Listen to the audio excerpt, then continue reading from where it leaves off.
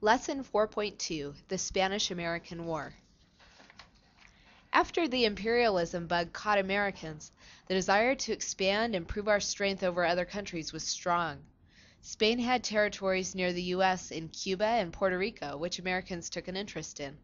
The Cuban Revolution and flood of anti-Spanish news articles called yellow journalism eventually led to the Spanish-American War.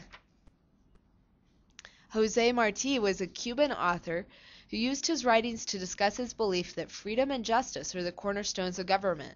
He gave his life in Cuba's fight for independence. The Rough Riders, formerly called the 1st United States Volunteer Cavalry, joined trained soldiers to help Cuba battle Spain for independence. Theodore Roosevelt was a member of the Rough Riders, and his writings about the group's battles and experiences helped immortalize small battles such as San Juan Hill. On October 1, 1898, leaders representing the United States met with the European powers in Paris to negotiate a treaty and an end to the Spanish-American War. The U.S. did not have many allies. Nearly all of Europe sided with Spain. An agreement was reached, giving the United States control of the Philippines, Puerto Rico, and Guam. Spain agreed to relinquish its claim on Cuba, and peace was restored. In 1900, 2 years after the United States acquired Puerto Rico through the Treaty of Paris, the Four-Acre Act was passed. This established a civil government complete with an American-appointed governor and a Puerto Rican cabinet. The act also created free commerce between the United States and Puerto Rico.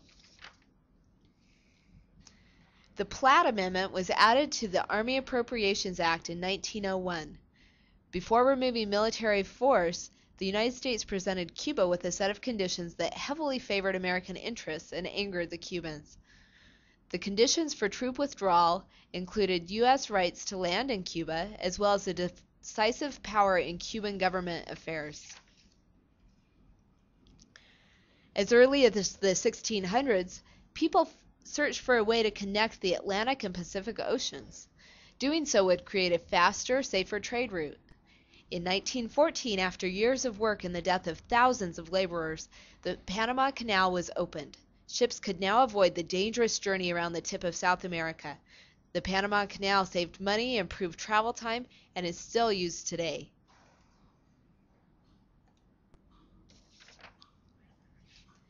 Emiliano Zapata spent his life working for liberty and freedom in his native Mexico.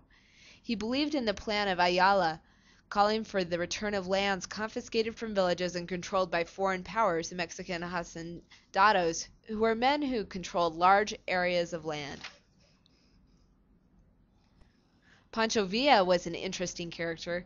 He was not only a bandit, thief, and killer, but also a Mexican revolutionary leader. He advocated for the poor, rebelling against the oppressive treatment many sharecroppers received at the hands of wealthy hacienda owners. Pancho Villa lived an adventurous life, complete with prison escapes, holdups, and a civil war.